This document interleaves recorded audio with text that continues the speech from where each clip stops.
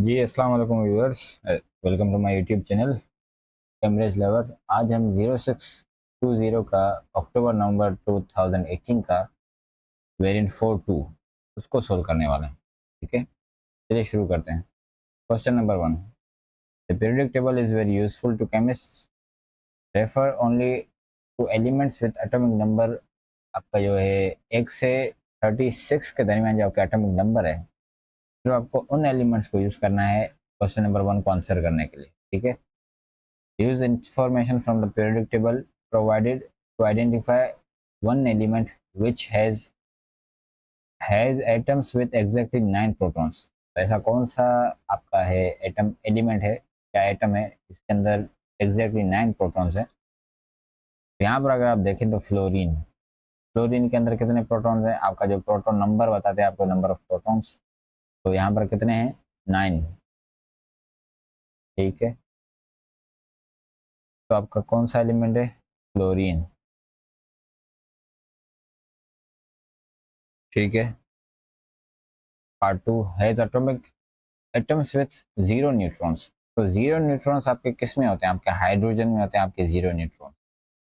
अगर आप देखें पीरियोडिक टेबल में तो ये रहा आपका हाइड्रोजन, हाइड्रोजन के अंदर सिर्फ आपका एक प्रोटॉन होता है और आपका और कोई नहीं होता, आपका न्यूक्लियस में कोई भी आपका पार्टिकल, सिर्फ आपका एक प्रोटॉन ही होता है। ठीक है, तो हाइड्रोजन है एक ऐसा एटम है जिसके अंदर जीरो न्यूट्रॉन्स होते हैं, कोई न्यूट्रॉन नहीं होता।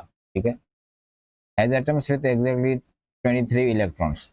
एक एटम है जिसके अंदर 23 इलेक्ट्रॉन्स हैं। तो आप जो भी आपका एक एटम होता है उसमें आपके जो जितने नंबर ऑफ प्रोटॉन्स होते हैं उतने ही नंबर ऑफ इलेक्ट्रॉन्स भी होते हैं। तो यहाँ पर अगर 23 इलेक्ट्रॉन्स हैं तो इसका मतलब ये होगा कि इसके अंदर जो प्रोटॉन्स होंगे वो भी 23 होंगे। तो यहाँ पर अगर आप देखें किसके अंदर 23 प्रोटॉन्स हैं, ठीक है, ये रहा आपका वेनेडियम। वेनेडियम के अंदर आपके 23 प्रोटॉन्स हैं। ठीक है, vanadium has atoms with an electronic structure 286। तो इसके आउटर शेल में कितने इलेक्ट्रॉन्स हो रहे हैं, ये हो रहे हैं आपके 6। तो यानी ये ग्रुप 6 का कोई एटम है। और दूसरा है इसके ओवरऑल इलेक्ट्रॉन्स कितने हैं, इसको आप कैलकुलेट कर लें, 2 8 10 और 10 और 2 और 10 और 6 16, यानी 16 इलेक्ट्रॉन्स। तो ऐसा कौन सा एलिमेंट है ग्रुप 6 में जिसके अंदर 16 इलेक्ट्रॉन्स है, तो आपका है सल्फर। ठीक है, sulphur. Part 5, forms ions with charge of 3 minus containing 18 electrons. एक ऐसा आयन है जो जिसके अंदर 18 इलेक्ट्रॉन्स है लेकिन उसके ऊपर चार्ज जो है वो 3 माइनस है, यानी उसने 3 इलेक्ट्रॉन्स गेन किए होंगे तभी उसके पास इलेक्ट्रॉन्स 18 होंगे। तो यानी अगर इनिशियली अगर ये एटम होता तो इसके अंदर कितने इलेक्ट्रॉन्स होंगे, 15 इलेक्ट्रॉन्स होंगे। फिर इसने 3 इलेक्ट्रॉन्स गेन किए होंगे तो ये इसके ऊपर 3 माइनस का चार्ज आ गया होगा और इसके जो इलेक्ट्रॉन्स होंगे वो 18 हो गए होंगे। तो एक ऐसा एटम जिसके अंदर 15 इलेक्ट्रॉन्स हो वो कौन सा है। तो यहाँ अगर आप ये मतलब 15 है, यानी इसके अंदर जो आउटर शेल में इलेक्ट्रॉन्स अगर आप देखें तो इसके अंदर कितने होंगे, 5 है। तो यानी ये कोई भी ग्रुप 5 का एक ऐसा है एलिमेंट। तो यहाँ पर फॉस्फोरस है आपका जिसके अंदर 15 आपके प्रोटॉन्स हैं, यानी 15 इलेक्ट्रॉन्स भी होंगे, तो phosphorus.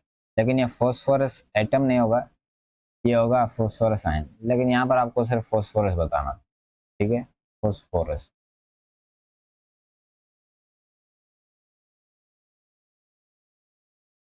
forms an ion with a charge of 2 plus containing 8 electron और 10 इलेक्ट्रॉन्स। तो यानी इसके अंदर इनिशियली कितने इलेक्ट्रॉन्स होंगे, 12 होंगे। तो इसने 2 इलेक्ट्रॉन्स लूज किए, तो इसके अंदर अब कितने इलेक्ट्रॉन्स हैं, 10 इलेक्ट्रॉन्स हैं। तो इसका प्रोटॉन नंबर क्या होगा, 12 होगा। तो 12 किसका प्रोटॉन नंबर है, 12 है आपका मैग्नीशियम का प्रोटॉन नंबर, मैग्नीशियम। ठीक है, उसके बाद has a relative atomic mass that shows it has at least 2 isotopes। एक ऐसा एटम जिसका जो रिलेटिव मास है वो ये शो करता है कि इसके अंदर 2 आइसोटोप्स तो लाजमी हैं। तो आपका जो आपको प्रेडिक्टेबल में जो एटॉमिक मासेस दिए गए हैं, ये आपका होता है रेशियो और परसेंटेज जो आपके आइसोटोप्स हैं किसी भी एलिमेंट के, उनको उनको कंबाइन करके आपको ये एटॉमिक मासेस मिले हैं। तो अगर आप क्लोरीन का देखें तो ये आपका डेसिमल में है। तो यानी ये शो कर रहा है कि इसके अंदर 2 तो आपके जो एटॉम आइसोटोप्स लाजमी होंगे, ठीक है? तो ये है आपका क्लोरीन, ठीक है? Part B, state which metal in the first 36 elements is the group 1 element which reacts most vigorously with water। आपके जो पहले 36 एलिमेंट्स हैं उनमें आपका कौन सा ग्रुप 1 का एलिमेंट है जो मोस्ट विगोरसली रिएक्ट करता है? तो वो आपका रिएक्ट करेगा जो सबसे मतलब लोएस्ट होगा, यानी ग्रुप 1 के अंदर आप जितना नीचे जाते देते हैं आपकी जो रिएक्टिविटी है उतनी बढ़ती जाती है। 36 यानी आपको क्रिप्टॉन तक जाना है।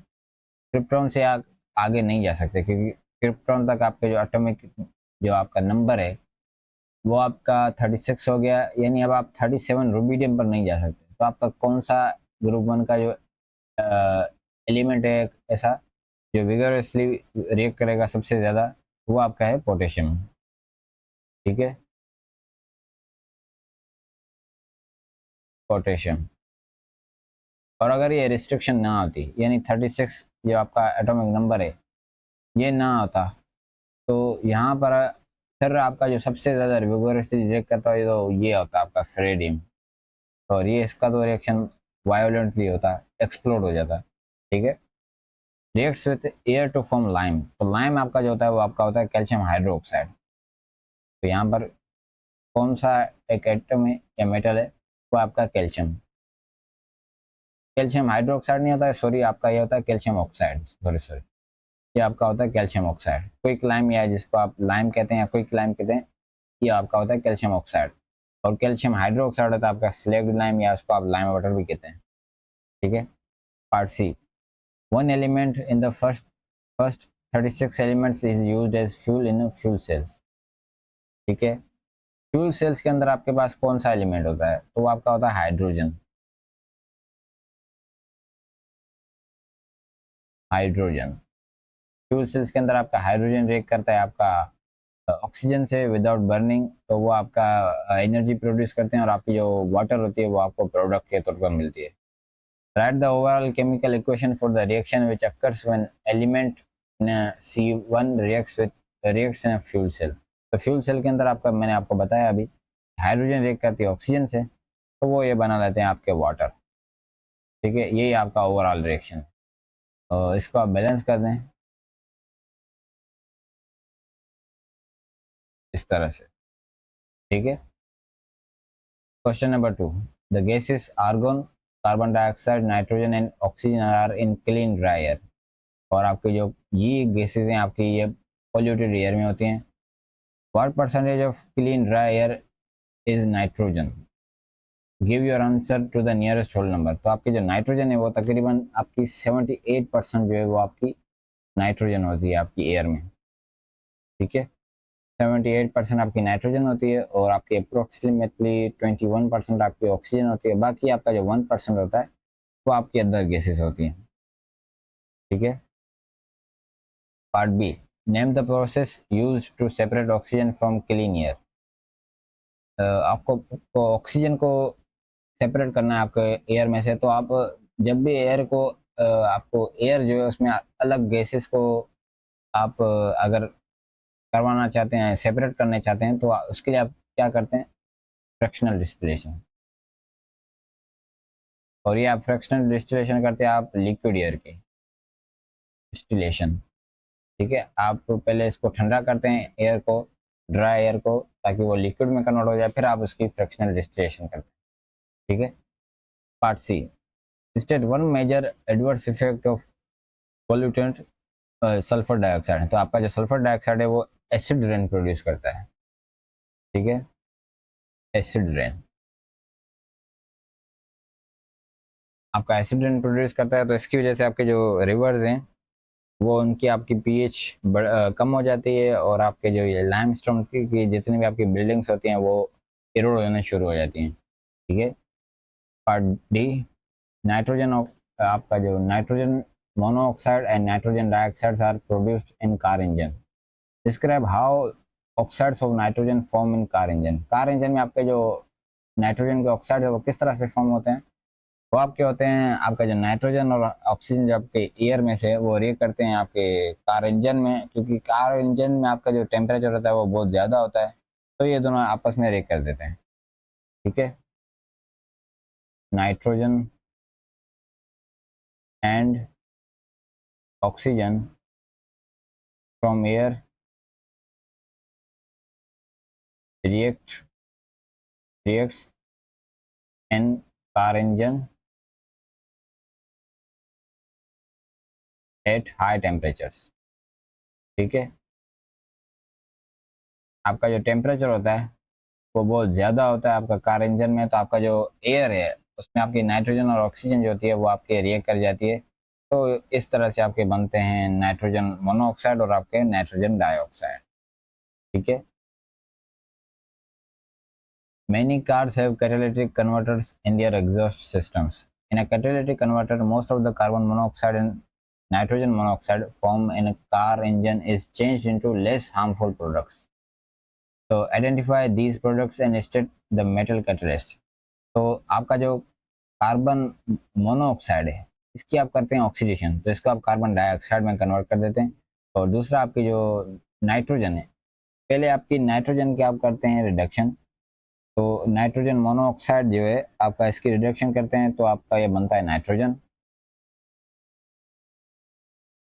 और फिर आप इसको जो आपकी ऑक्सीजन आपने अलग की इससे, तो वो आप रिएक्ट करवा देते हैं आपके कार्बन मोनोऑक्साइड से, तो ये आपकी बनती है कार्बन डाइऑक्साइड। कार्बन डाइऑक्साइड भी एक पॉल्यूटेंट गैस है, लेकिन ये मतलब आपको हेल्थ पर आपको इतना इफेक्ट नहीं होता कार्बन डाइऑक्साइड का, लेकिन कार्बन मोनोऑक्साइड जो है ये बहुत टॉक्सिक गैस है, ये आपको किल कर सकती है। ठीक है। इसको कहते हैं साइलेंट किलर, ये आपको चुटकियों में आपको मार देगी। ठीक है। और इसमें जो आपके कैटलिस्ट होते हैं वो आपके होते हैं प्लेटिनम, पैलेडियम और रोडियम, तो इसमें से आप कोई भी एक कैटलिस्ट लिख दें। ठीक है। मैं यहाँ पर प्लेटिनियम लिख देता हूँ। ठीक है। और इसमें 3 कैटलिस्ट होते हैं आपके, प्लेटिनम, पैलेडियम और रोडियम। ठीक है। इनमें से कोई भी आप लिख दें। Question number part F, carbon monoxide is formed from incomplete combustion of fossil fuels such as methane. Write chemical equation to show incomplete combustion of methane. Methane की जब आप incomplete combustion करेंगे तो यहाँ पर आपकी बनेगी कार्बन मोनोऑक्साइड और आपका वाटर। ठीक है। इसको आप बैलेंस कर दें। यहाँ पर 2 हाइड्रोजन थे और यहाँ पर ऑक्सीजन कितने होंगे, 3/2। ठीक है। इस तरह से आपको इसको बैलेंस करना है।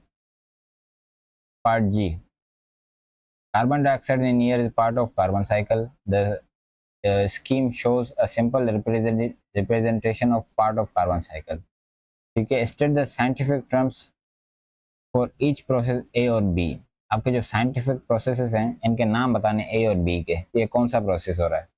तो कार्बन डाइऑक्साइड जो एयर में है उसको क्या हो रहा है, प्रोसेस A हो रहा है, तो आपका ग्लूकोज है फाउंड इन ग्रीन प्लांट्स, तो आपका जो ग्लूकोज बना रहे हैं ग्रीन प्लांट्स, तो आपका जो ये होता है आपका फोटोसिंथेसिस का प्रोसेस। आपका जो फोटोसिंथेसिस में प्रोसेस में क्या होता है, आपका फोटोसिंथेसिस में आपका जो प्लांट्स हैं आपके, वो आपके कार्बन डाइऑक्साइड को एयर में से एब्जॉर्ब करते हैं और फिर वो आपके ग्लूकोज बनाते हैं, ग्लूकोज और ऑक्सीजन। ठीक है। दूसरा आपका जो है ये एनिमल्स जो हैं वो कोई भी प्रोसेस बी कर रहे हैं तो आपका कार्बन डाइऑक्साइड एयर में वापस जा रही है, तो ये आपकी है रेस्पायरेशन। रेस्पायरेशन हम भी करते हैं तो हम भी कार्बन डाइऑक्साइड प्रोड्यूस करते हैं। ठीक है। हमारे अंदर जो ग्लूकोज है और ऑक्सीजन है, जो हम सांस लेते हैं ऑक्सीजन अंदर लेते हैं, तो ग्लूकोज और ऑक्सीजन आपको आपस में रिएक्ट करके ये बना देते हैं कार्बन डाइऑक्साइड एंड वाटर, तो आपके जो कार्बन डाइऑक्साइड है वो आप रिलीज करते हैं। ठीक है। तो हम भी कार्बन डाइऑक्साइड को रिलीज करते हैं। और आपके एनिमल्स भी करते हैं रेस्पिरेशन पे, आपकी जो कार्बन डाइऑक्साइड वो एयर में रिलीज करते हैं, ठीक है। Plants convert glucose into complex carbohydrates. A unit of glucose can be represented as, आपको ग्लूकोज का यूनिट दिया गया आपको। Complete the diagram to show the complex carbohydrate formed from 3 units of glucose। तो आपका जो कॉम्प्लेक्स कार्बोहाइड्रेट है वो किस तरह से फॉर्म होगा, वो आपका इस तरह से फॉर्म होगा, इस तरह से,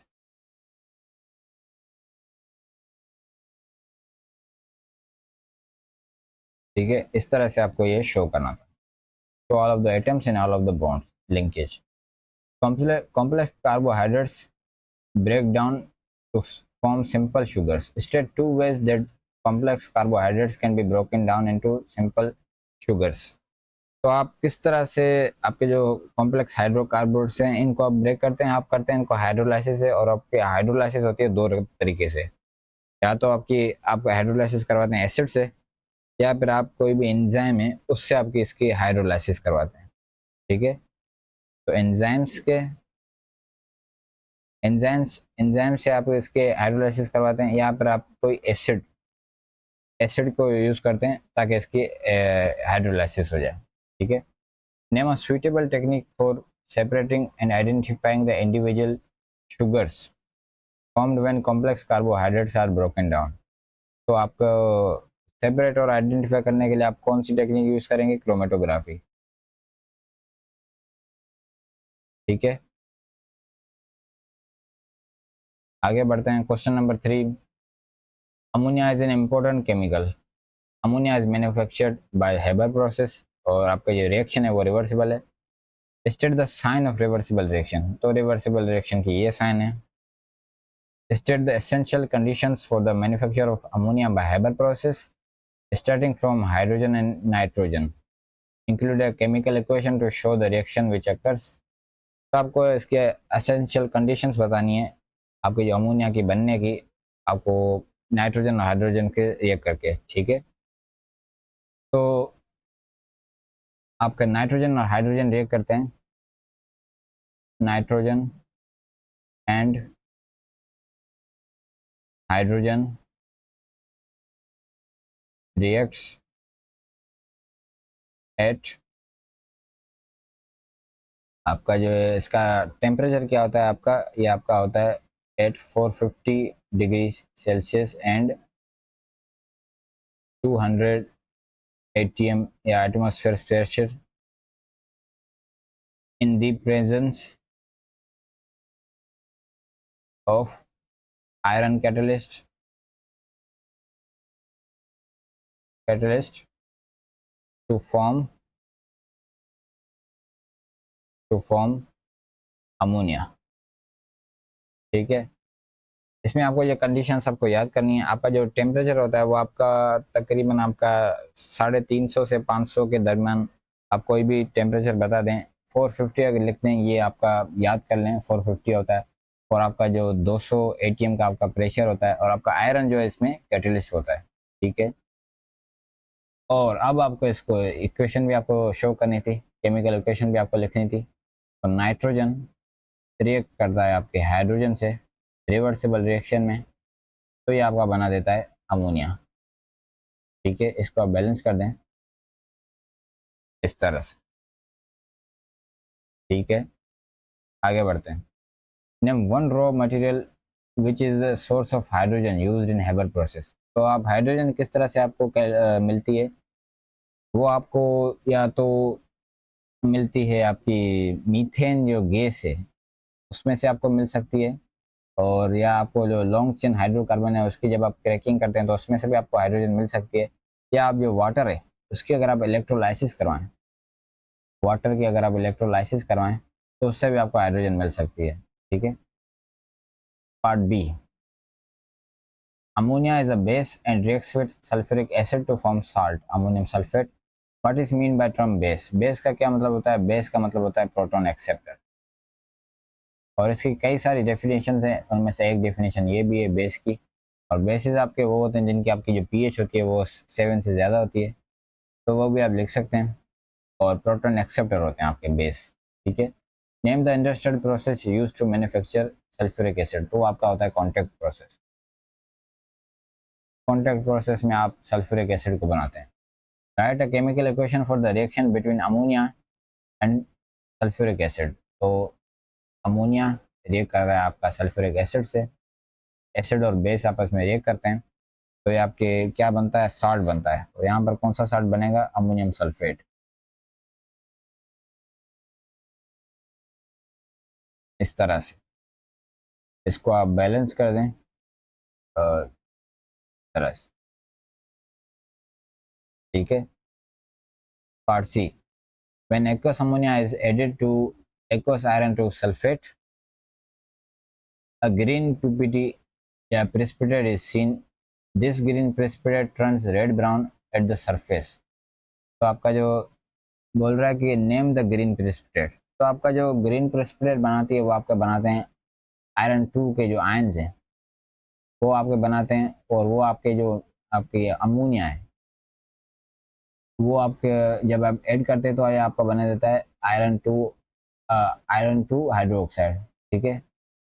तो आपका आयरन 2 हाइड्रोक्साइड बनता है, तो ये आपका होता है आपका पीपीटी, ग्रीन पीपीटी, ठीक है। आयरन 2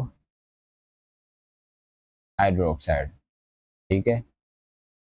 जब आप अमोनिया ऐड करते हैं तो आपका आयरन 2 हाइड्रोक्साइड बनता है, तो इसको जैसे आप कीजिए, जब पीपीटी आपको ग्रीन पीपीटी आपकी होती है आयरन 2 ऑक्साइड की, हाइड्रोक्साइड की, suggest why the green precipitate turns red brown. तो आपका जो रेड ब्राउन जो आपकी पीपीटी होती है वो होती है आपके आयरन 3 की है, ठीक है। ये आपके आयरन 2 की जो Fe2 की जो आपकी होती है पीपीटी वो आपकी होती है ग्रीन, और आपकी जो आयरन 3 है उसकी आपकी जो पीपीटी होती है वो आपकी होती है रेड ब्राउन। तो suggest why the green precipitate turn red brown at the surface, तो सरफेस पर ये आपकी जो पीपीटी है वो रेड ब्राउन क्यों हो गई है, क्या किया आपका जो आयरन 2 हाइड्रोक्साइड है वो ऑक्सीडाइज हो गया है, यानी वो अब Fe2 plus ion Fe3 plus ion में कन्वर्ट हो गए, ठीक है। अब आपका आयरन 3 हाइड्रोक्साइड बन गया है, ठीक है। Because iron 2 hydroxide is oxidized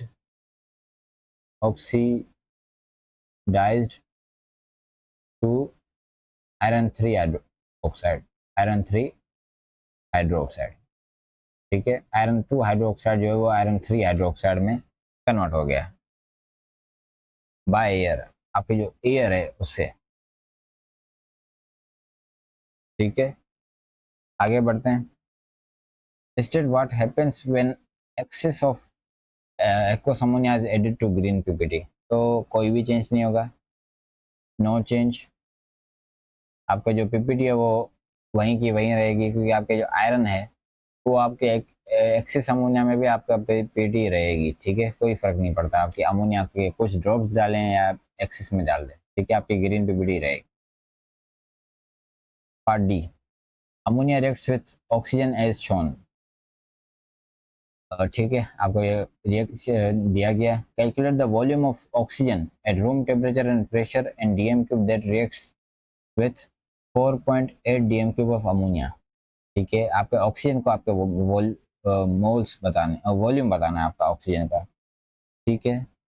तो यहाँ पर अगर आप देखें, पहले तो इसके आप कर दें अमोनिया के मोल्स कैलकुलेट, ठीक है। तो मोल्स आप किस तरह से कैलकुलेट करेंगे, रूम टेम्परेचर पर आप जो वॉल्यूम कैलकुलेट करते हैं किसी भी गैस का, वो आप करते हैं इस फॉर्मूले से। इसमें आपका एन है नंबर ऑफ मोल्स, तो यहाँ पर आपको मोल्स फाइंड करने हैं। तो आपका वॉल्यूम जो है वो 4.8 है, इसको आप 24 से डिवाइड कर दें, तो यहाँ से आपको मिल जाएगा 0.2 मोल्स, मोल ऑफ अमोनिया। क्या आपको NH3 के मोल्स मिल गए। अब आपको रेशियो से आपको बताना है कि आपके ऑक्सीजन के कितने मोल्स बनेंगे। तो आपका रेशियो क्या है, 4:5 है आपका अमोनिया और ऑक्सीजन का। तो यहाँ पर अगर 0.2 मोल्स बनेंगे तो यहाँ पर कितने होंगे, x मोल्स होंगे। तो यहाँ पर x की वैल्यू आपको कैलकुलेट कर दें तो आपको बन रहा है 0.25 मोल्स, मोल ऑफ ऑक्सीजन, ठीक है। ये आपके ऑक्सीजन के मोल्स हैं। अब आपको वॉल्यूम ऑफ ऑक्सीजन चाहिए, ठीक है। तो ऑक्सीजन का अगर आपको वॉल्यूम चाहिए, वॉल्यूम के लिए आप फिर से दोबारा यही इक्वेशन यूज़ करेंगे 0.25। तो यहाँ से आपको इसका वॉल्यूम मिल जाएगा, वो आपका मिल रहा है तकरीबन 6, ठीक है, 6.0, ठीक है। इस तरह से आपको वॉल्यूम कैलकुलेट करना है। ये आप सारी कैलकुलेशंस कैलकुलेटर से कर लीजिएगा। The chemical equation for the reaction can be represented as shown, ठीक है, आपको केमिकल इक्वेशन शो की गई है। Use the bond energies in the table to calculate energy change which occurs when 1 mole of ammonia reacts, ठीक है। तो यहाँ पर पहले तो energy needed to break bonds, तो अब ब्रेक बॉन्ड्स आपकी रिएक्टेंट की साइड पर होगी, ठीक है। तो वो कितनी है पहले आप देख लें। NH का जो है वो बॉन्ड एनर्जी कितनी है, 391 है। मल्टीप्लाई बाय इसके कितने बॉन्ड्स हैं, 1 2 3, और मल्टीप्लाई बाय इसके मोल्स 4 हैं, प्लस आपके जो ऑक्सीजन का O2 है वो है आपके 5 मल्टीप्लाई बाय 498, ठीक है। तो यहाँ से आपको इसकी बॉन्ड ब्रेकिंग जो है उसकी आपको एनर्जी मिल जाएगी। तो वो आपको मिल रही है तकरीबन 7182, ठीक है। ये कैलकुलेशन आपको कैलकुलेटर से कर लीजिएगा। Energy released when bonds are formed, तो जब बॉन्ड्स आपके फॉर्म होते हैं तो वहाँ पर अब आपको प्रोडक्ट के साइड कर आपको देखना है, ठीक है। तो आपके जो N और आपके नाइट्रोजन और ऑक्सीजन के पास जो डबल बॉन्ड है उसकी बॉन्ड एनर्जी आपको क्या मिली हुई है, 587 मल्टीप्लाई बाय 4 प्लस आपके जो वाटर है उसके अंदर OH आयन के जो 2 हैं और उसकी 464 मल्टीप्लाई बाय 2 मल्टीप्लाई बाय 6, ठीक है।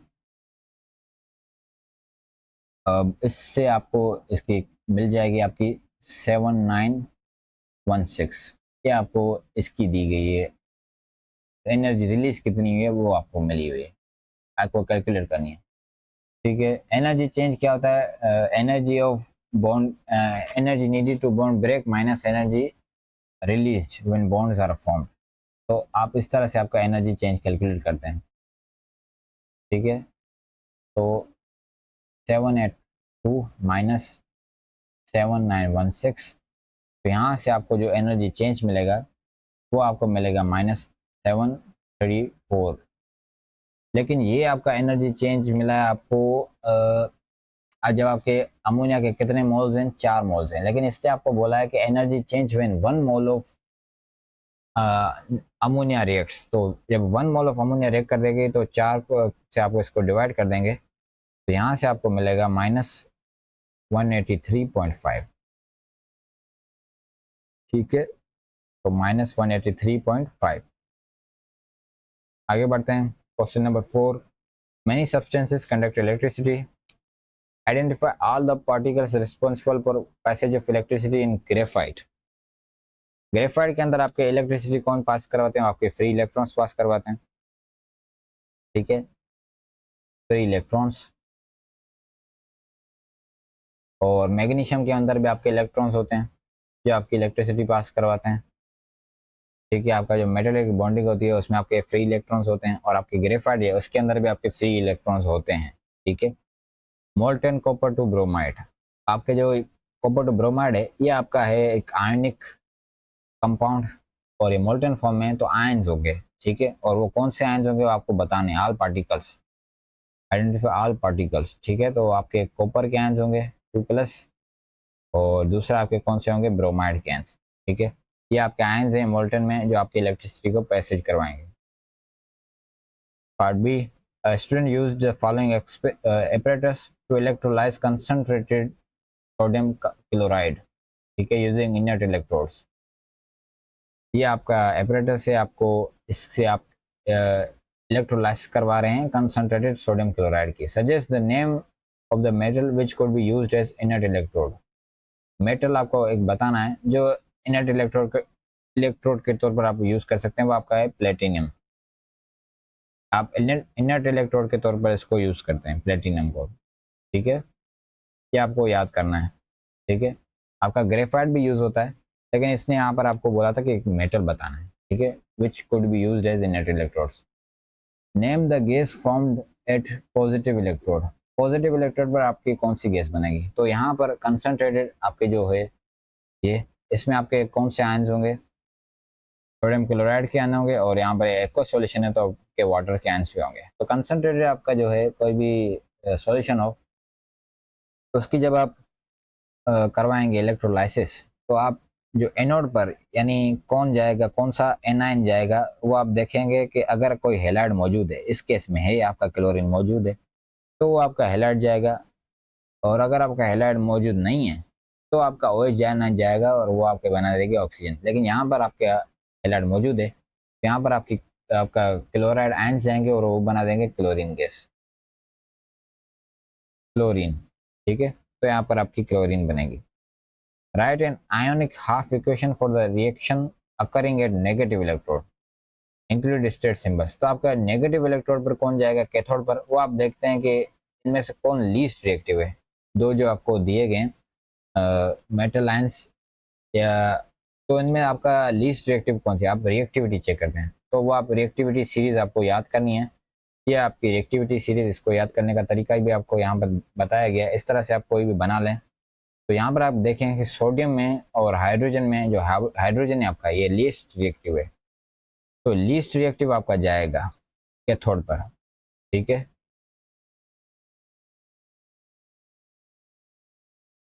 यहाँ पर तो आपका जो लीस्ट रिएक्टिव आपका जो भी है सब्सटेंस, वो आपका जाएगा कैथोड पर, ठीक है। आपका जो ज़्यादा रिएक्टिव जो है कोई भी सब्सटेंस है, वो आपका प्रेफर करेगा एज ए आयन ही रहना, ठीक है। तो यहाँ पर आपके H+ के आयन्स हैं, वो इलेक्ट्रॉन्स को गेन करेंगे तो ये बना देंगे आपके हाइड्रोजन गैस, ठीक है। ये आपकी गैस है, और यहाँ पर ये आपका एक्वस है। आपको इसने बोला था ना कि स्टेट सिंबल्स भी आपको इंक्लूड करनी है, तो इसको आप बैलेंस भी कर लें, ठीक है, इस तरह से। How if at all does the pH of solution changes during the electrolysis? explain your answer, ठीक है। अब आपकी जो pH है सॉल्यूशन की, वो चेंज होगी या नहीं होगी, ठीक है। तो यहाँ पर अगर आप देखें कौन से आयंस मौजूद थे पहले इलेक्ट्रोलाइसिस से पहले आपके सॉल्यूशन में, आपके ये 4 आयंस मौजूद थे। लेकिन अब आपका क्लोरीन चली गई एनोड पर, और आपका हाइड्रोजन चली गई कैथोड पर। तो अब आपका सॉल्यूशन में बचा क्या? आपका बचा है NaOH, और NaOH आपका बेस है, तो यानी आपकी pH बढ़ेगी। पहले आपका NaCl था, उसका सॉल्यूशन था, और आपका NaCl आपका न्यूट्रल है क्योंकि ये साल्ट है, तो आपका न्यूट्रल सॉल्यूशन था। लेकिन अब आपका NaOH बना, ये आपका अल्कली है, तो आपकी pH जो है वो इंक्रीज होगी। pH इंक्रीजेस बिकॉज NaOH आपका जो है sodium hydroxide, sodium hydroxide sorry hydroxide is formed and it is an alkali, it is an alkali, और ये एक अल्कली है या एक बेस है, तो इसकी वजह से आपकी जो pH है वो इंक्रीज हुई है। Part C, a student used the following electrochemical cell, the reading on the voltmeter was plus 1.1 volt, ठीक है। draw an arrow on the diagram to show the direction of electron flow, ठीक है। आपकी जो है volt meter की reading आपकी +1 है, और आपके जो इलेक्ट्रॉन्स फ्लो होते हैं वो आपके होते हैं, आपके जो भी मोस्ट रिएक्टिव या ज़्यादा रिएक्टिव होता है आपका जो भी मेटल, उससे आपके लेस रिएक्टिव जो आपका इलेक्ट्रोड होता है, मेटल का इलेक्ट्रोड होता है उसके। तो यहाँ पर आपका रिएक्टिविटी सीरीज में अगर आप देखें, तो आपका जिंक जो है वो ज़्यादा रिएक्टिव है कॉपर से। ये रिएक्टिविटी सीरीज आपको याद करनी है, ये आपको एग्जाम में नहीं दी जाएगी, ठीक है। यहाँ पर जिंक से आपके इलेक्ट्रॉन्स जाएंगे, और ये जाएंगे आपके कॉपर का जो इलेक्ट्रोड है उसकी तरफ। तो आपके जो इलेक्ट्रॉन्स की डायरेक्शन की जो है फ्लो, इलेक्ट्रॉन का जो डायरेक्शन है आपकी इलेक्ट्रॉन फ्लो की, वो आपकी इस तरह से suggest the change if any in the voltmeter reading if zinc electrode was replaced with iron के इलेक्ट्रोड्स। तो आपका ये जो ये रीडिंग आई है वोल्ट मीटर पर, ये आपकी बढ़ती जाएगी अगर आपका जो डिफरेंस है रिएक्टिविटी में जिंक को या कोई भी जो जो सब्सटेंसेस हैं उनके अंदर आपकी जो रिएक्टिविटी का अगर डिफरेंस ज़्यादा होगा तो आपकी जो ये रीडिंग है ये बढ़ती जाएगी। लेकिन अगर आपका डिफरेंस कम हो जाए रिएक्टिविटी में तो आपका ये रीडिंग कम होती जाएगी। तो आपका जो देखें अगर आप रिएक्टिविटी सीरीज़ में जिंक और कॉपर के दरमियान जो डिफरेंस है ये है आपका, जिंक और कॉपर के दरमियान डिफरेंस इतना है रिएक्टिविटी सीरीज का। लेकिन अब आपको बोल रहा है कि आयरन का ये होता कॉपर की जगह तो क्या होता आपकी जो वोल्ट मीटर की रीडिंग पे, तो आपके कम हो जाएगी क्योंकि आपका जो रिएक्टिविटी सीरीज में आपका जो डिफरेंस है वो कम है आयरन और कॉपर का एज कम्पेयर टू जिंक और कॉपर। ठीक है, आपका जो डिफरेंस है वो कम हो जाएगा। ठीक है, तो रीडिंग वुड डिक्रीज, आपकी जो रीडिंग है वो डिक्रीज होगी बिकॉज लेस डिफरेंस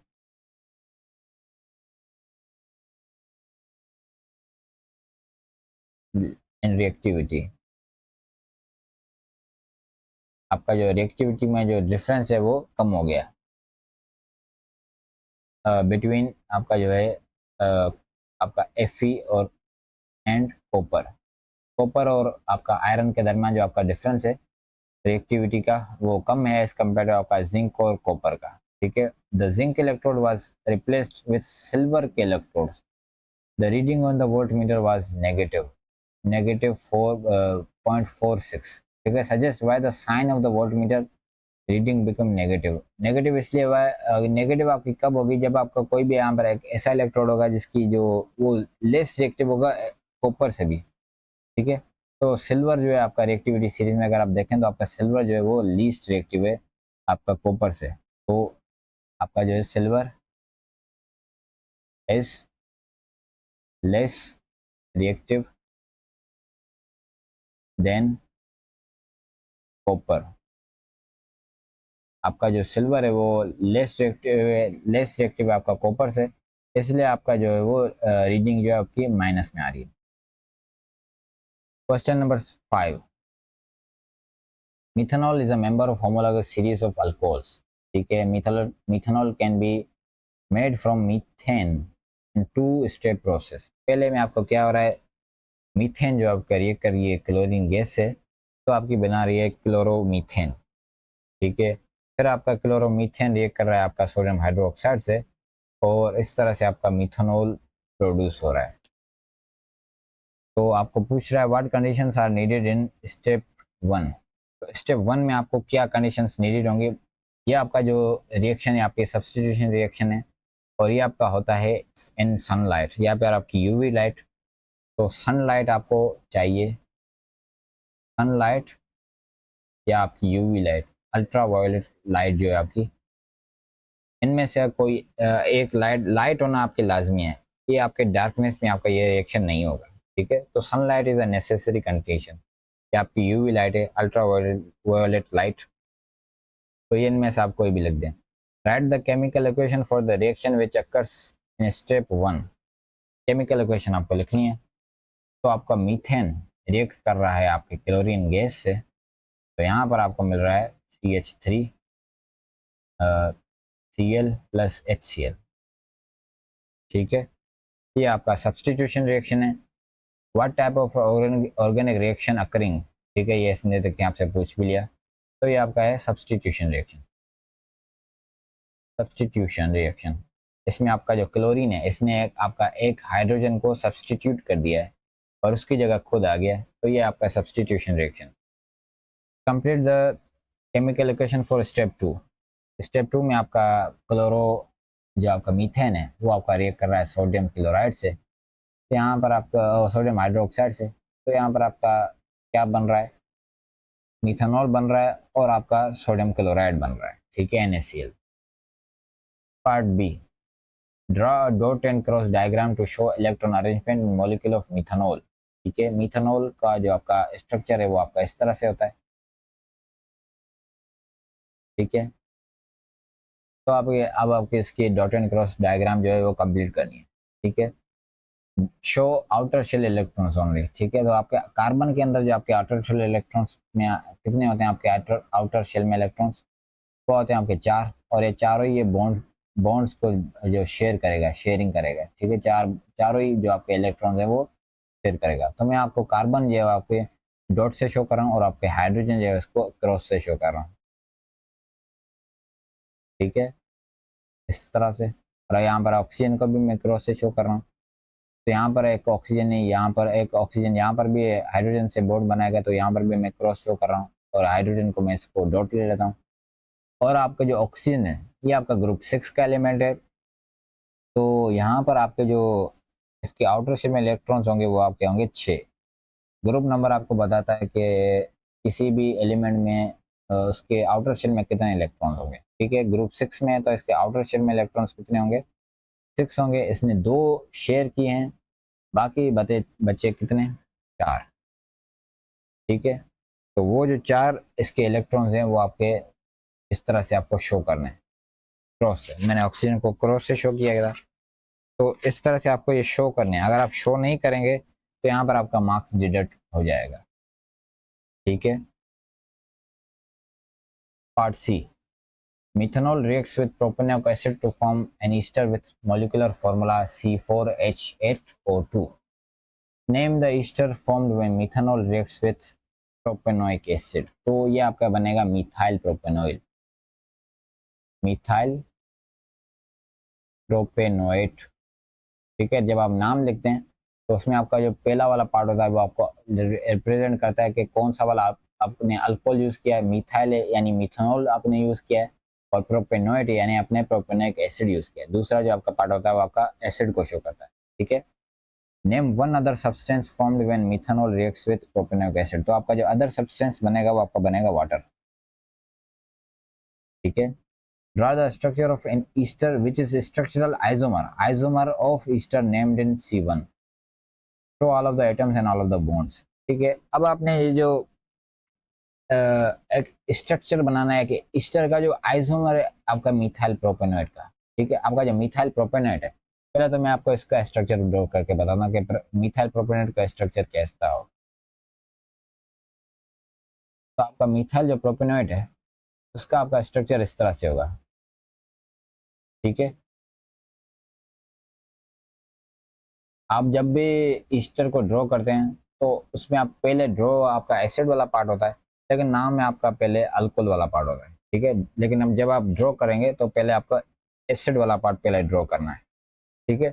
ये है आपका मिथाइल प्रोपेनोएट, लेकिन ये आपको ड्रॉ नहीं करना क्योंकि आपको बोल रहा है कि इसका स्ट्रक्चरल आइसोमर है, उसका आपको आ, आ, आ, आपका उसका स्ट्रक्चर आपको बनाना है, ठीक है। तो इसका स्ट्रक्चरल आइसोमर आपका किस तरह से बन सकता है, यानी आपका ये जो कार्बन है ये भी इस तरफ आ जाए, ठीक है। तो इथाइल इथेनॉइड हो सकता है इसका स्ट्रक्चरल आइसोमर, ठीक है। तो इस तरह से ये है आपका इसका स्ट्रक्चरल आइसोमर। इसका भी अगर आप मॉलिक्यूलर फार्मूला देखेंगे तो वो भी कितना होगा, वो भी आपका होगा C4H8 एंड O2, ठीक है। ये देखें 4 कार्बन है और 8 हाइड्रोजन है और 2 ऑक्सीजन है। तो इसका भी जो मॉलिक्यूलर फार्मूला है वो C4H8O2 है, लेकिन इसका जो स्ट्रक्चरल फार्मूला है वो आपके मिथाइल प्रोपेनोएट से अलग है। तो यानी ये एक स्ट्रक्चरल आइसोमर है आपका मिथाइल प्रोपेनोएट का, और ये आपको इसका स्ट्रक्चर ड्रॉ करना है, ठीक है। इसके अलावा अगर आप ये बनाते हैं, ठीक है, अगर आप तीनों कार्बन अल्कोहल वाली साइड पर कर देते और एक कार्बन आप कर देते एसिड वाली साइड पर, तो ये आपका क्या बनता, ये आपका बनता प्रोपाइल मिथेनोइट। ये है आपका इथाइल इथेनोइट जो मैंने ऊपर बनाया, और अब मैं जो मैंने नीचे बनाया है ये मैंने बनाया है प्रोपाइल मिथेनोइट। तो इनमें से अगर इन दोनों में से अगर आप कोई भी एक बना देंगे तो वो सही होगा, ठीक है। State the conditions needed to form an ester from carboxylic acid and alcohol. तो जब आप कार्बोक्सिलिक एसिड को और अल्कोहल को रिएक्ट करवाते हैं ईस्टर बनाने के लिए, तो आपको जो कंडीशन होती है वो आपके एक एसिड आपको रिक्वायर होता है, कंसनट्रेटेड सल्फ्यूरिक एसिड, ठीक है। वो आपको एज ए कैटलिस्ट के तौर पर आप यूज़ करते हैं, concentrated sulphuric acid as a catalyst, ठीक है। concentrated H2SO4 as a catalyst. ठीक है, ये आपकी कंडीशन होती है ईस्टर बनाने के लिए। तो आपका जो कार्बोक्सिलिक एसिड से कार्बोक्सिलिक एसिड और अल्कोहल को जब आप रिएक्ट कराते हैं तो आपका ईस्टर बनाने के लिए आपकी ये कंडीशन होती है, कंसनट्रेटेड सल्फ्यूरिक एसिड। ठीक है, यहाँ पर आपका पेपर ख़त्म हो गया। आई होप आपको ये वीडियो पसंद आई होगी और आपको सारी चीज़ें क्लियर हो गई होंगी। और अब अगर आपको कोई भी क्यूरी हो यानी या कुछ चीज़ समझ में ना आई हो इस पेपर में तो आप मुझसे कमेंट्स में पूछ सकते हैं। ठीक है, मिलते हैं आपसे अगली वीडियो में, तब तक अपना ख्याल रखिए और अल्लाह हाफिज़।